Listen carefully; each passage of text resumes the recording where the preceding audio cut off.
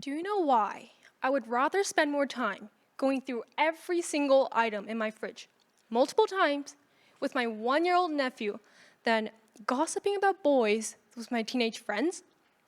It's because my nephew is probably nicer and kinder than them. Little kids don't judge my fashion style, the scores on my report card, or the number on my weight scale like teenagers and adults seem to. I moved to Vancouver from China in August 2023. My last year in Shanghai was not the best as I was in a toxic environment. My friends were overly competitive over literally everything. One time, when we got our scores back, Emma, and I thought you were supposed to be, good at math. Others have come up to me and face, huge. And someone told me that I was the ugliest person they've ever seen, right into my face. Basically, I didn't like the people around me, so I figured if I felt so uncomfortable around them, then why not avoid them altogether? Boom, genius plan, problem solved. And that's how I spent the rest of the year, alone. When I came to Canada, I was still reluctant to talk to people, especially being in an entirely new environment. I didn't trust anyone, and that meant I kept my distance. I expected people to be brutal, so I didn't put any effort into getting close to them. Now, I'm a swimmer, and in November, I went on my first team trip to Nanaimo for swim provincials. I was selected to swim 3 relays with the same 3 teammates. On the second day, finals came, and you could feel the tension in the air. I was second to swim, and when I touched the wall, I realized that I finished 4th, losing the advantage our first swimmer Mandy gave us. I was beyond disappointed and mad at myself. I climbed out of the pool, sat behind our diving block, and couldn't focus on the race at all.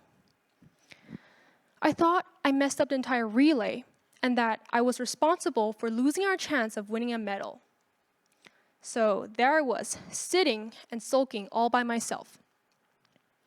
Then I felt 2 strong arms pull me up, and next thing I knew, I was dragged into a crushing bear hug by Mandy. For one long second, I was so shocked. I could feel my whole body turn tense. She then looked me straight in the eye and said, "What are you doing here sulking all by yourself? You are so incredibly fast as a 9th grader, and I know you tried your best already. It's totally fine if we don't win this relay.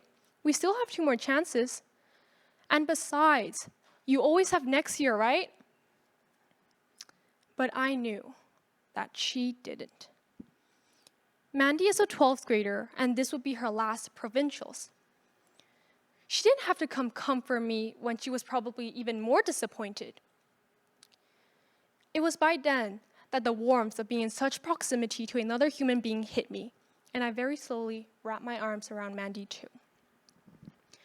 I was on the verge of crying when our other teammate Rosie came running towards us and said that our final swimmer Laura was able to shorten the gap and finish 3rd, winning by 0.02 seconds.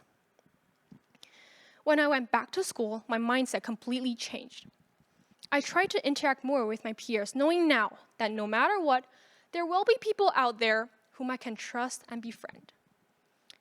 I also found myself trying to spread the kindness Mandy brought to me.